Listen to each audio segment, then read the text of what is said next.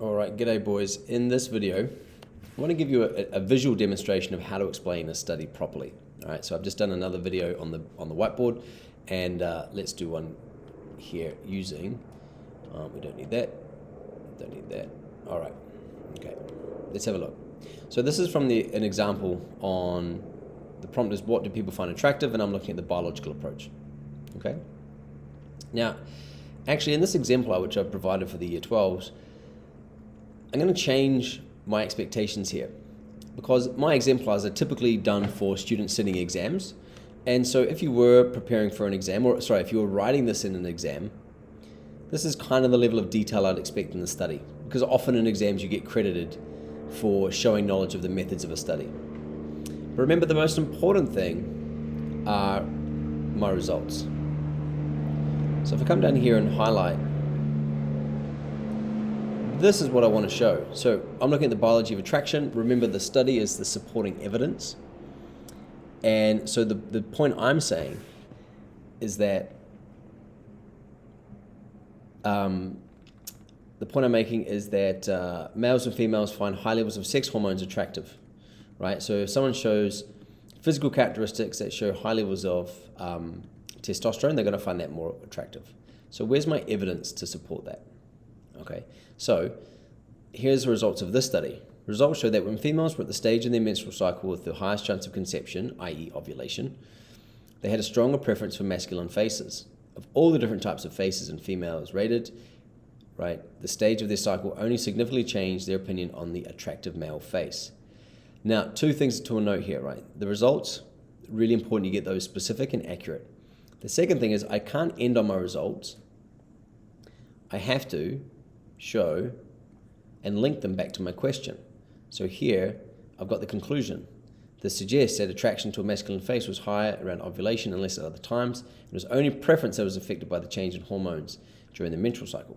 These results corroborate other similar findings that suggest hormones play a key role in attraction in two ways. Okay, so I'm using these results to support the point I'm making about hormones influencing attraction.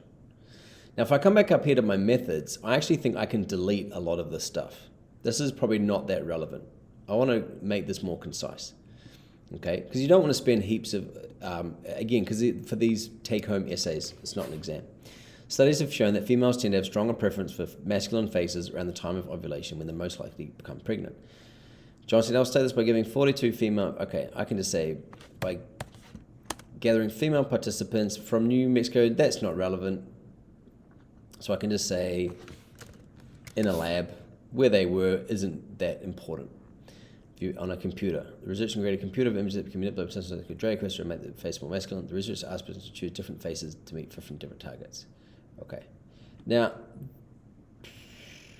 that, I mean, maybe I would delete this. It's kind of I think, right, the key thing is, do my results make sense?